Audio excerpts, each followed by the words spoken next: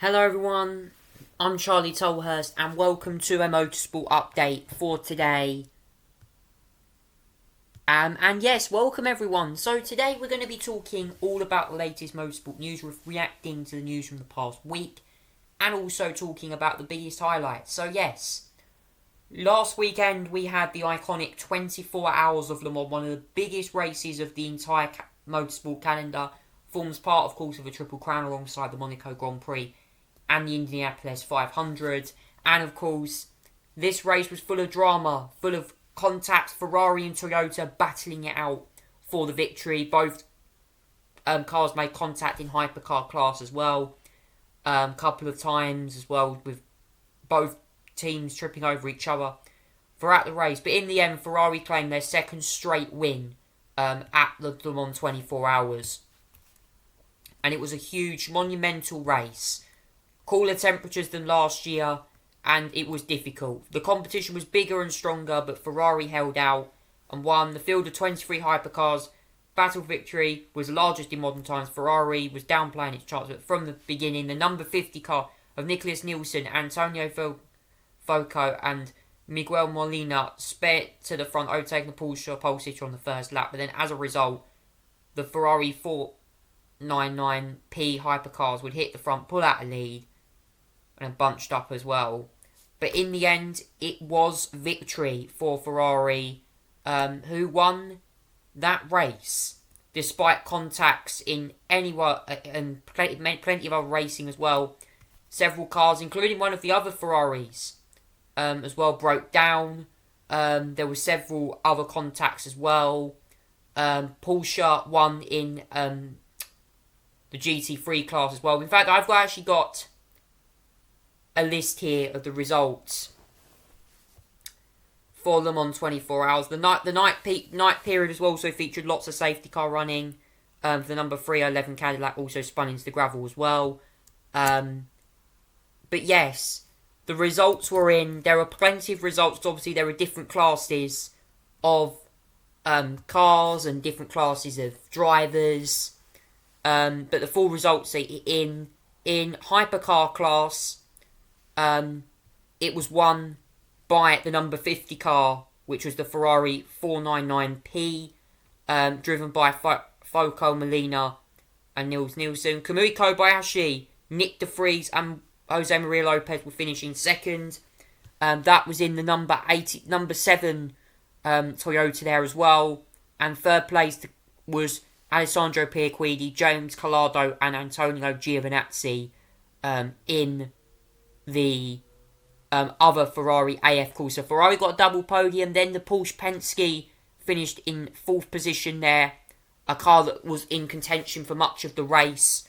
That was despite the number 50 Ferrari nearly running out of fuel towards the end of the race. So certainly wasn't ideal in that one. In LMP2, meanwhile as well, or LMP2 as they call it, it was a win for the United Autosports car called Zach Brown. Got a win in Le Mans, driven by Jarvis O.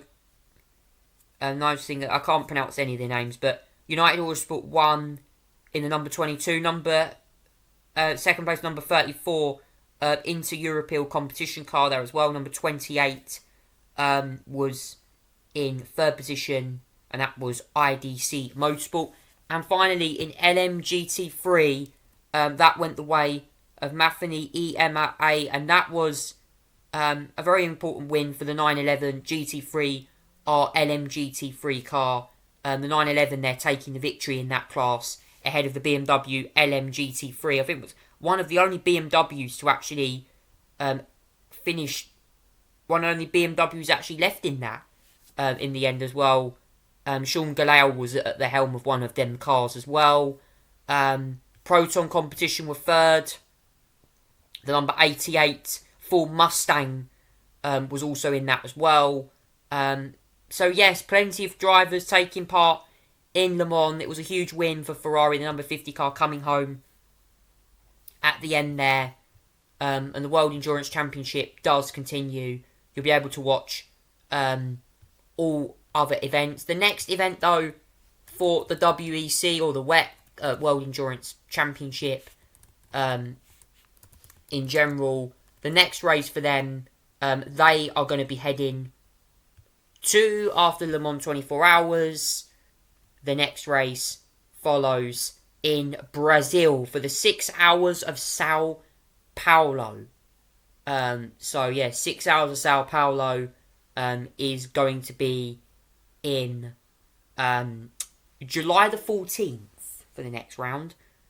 So yes, obviously they have a shorter calendar than a lot of sports, but they do long races. So just to let you know, that is 24 hours of racing there at Le Mans. So long race, plenty of driver changes. It was certainly one for them all there as well. Now moving on now to Formula One, they go to the Circuit de Catalunya this weekend. First hosted race in 1991.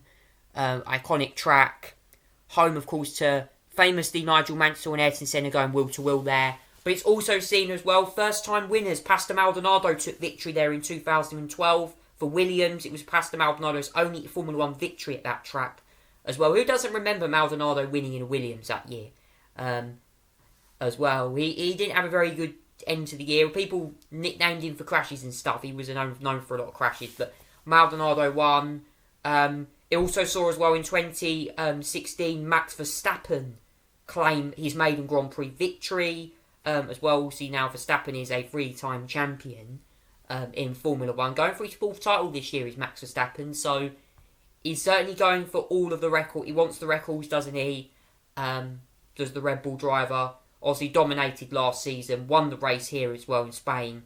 And yeah, obviously as well, McLaren look quit. Lando Norris, Oscar Piastri, definitely be cheering McLaren on this weekend. I'm a McLaren fan, by the way, but yeah, McLaren looked good, hoping for some good inroads. Lando looked really good in Canada. Such a shame though that he got a bit squirrely on the exit of the pits, because he could have potentially been in contention for the win there.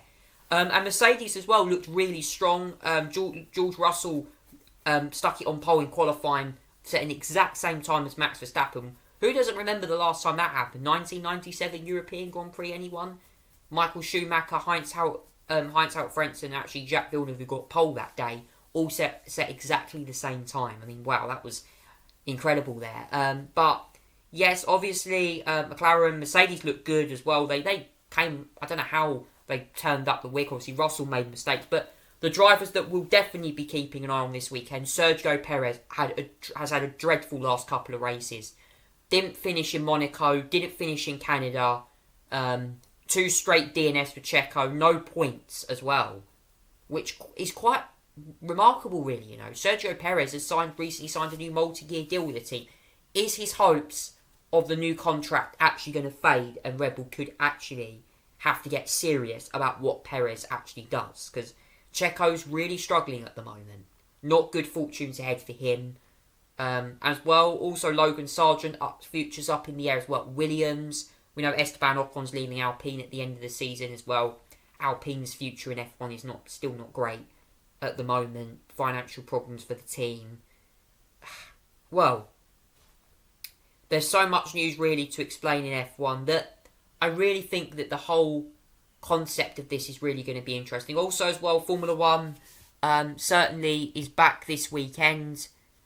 In Spain, it is a big race, this one, as well, and plenty of things can happen. You know, it's a track that obviously last time out was in Canada. I thought I'd go quickly, obviously over the results last time. So it was Verstappen that won ahead of Norris, and then in 3rd place was actually George Russell. Mercedes got their first ever podium of the season. But it was a wet race. In more news as well, Ollie Behrman's going to get an FP1 start in Barcelona. Komatsu is also under very significant consideration as well. There's also been some news about Kim Antonelli as well, potentially going to Mercedes. That's become obviously Formula One have announced that the FIA announced the super license has now been reduced to 17 years old.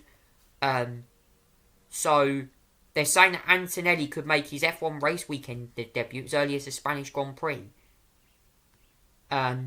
So very interesting to see how that gets on. But Formula 1 obviously returns to Circuit de Catalunya the weekend, and also in the NASCAR action as well.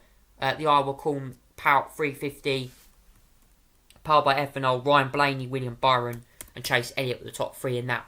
Obviously, NASCAR raced at Iowa. They're going to be going to New Hampshire for the next one as well. And meanwhile, the IndyCar at Road America. Plenty of drivers, including 2 teammates, colliding as well in that one as well.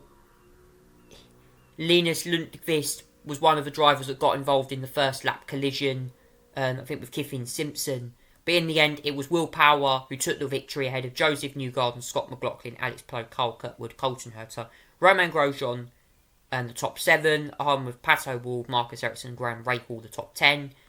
So yes, that was at Road America on one of the fastest tracks of the season. They are racing at the Laguna Seca very soon as well. So that's some of the highlights from the past week in motorsport. Thank you so much for watching. Take care. If you like this video, please give it a thumbs up and like and subscribe. Thanks so much for watching. Take care. Goodbye.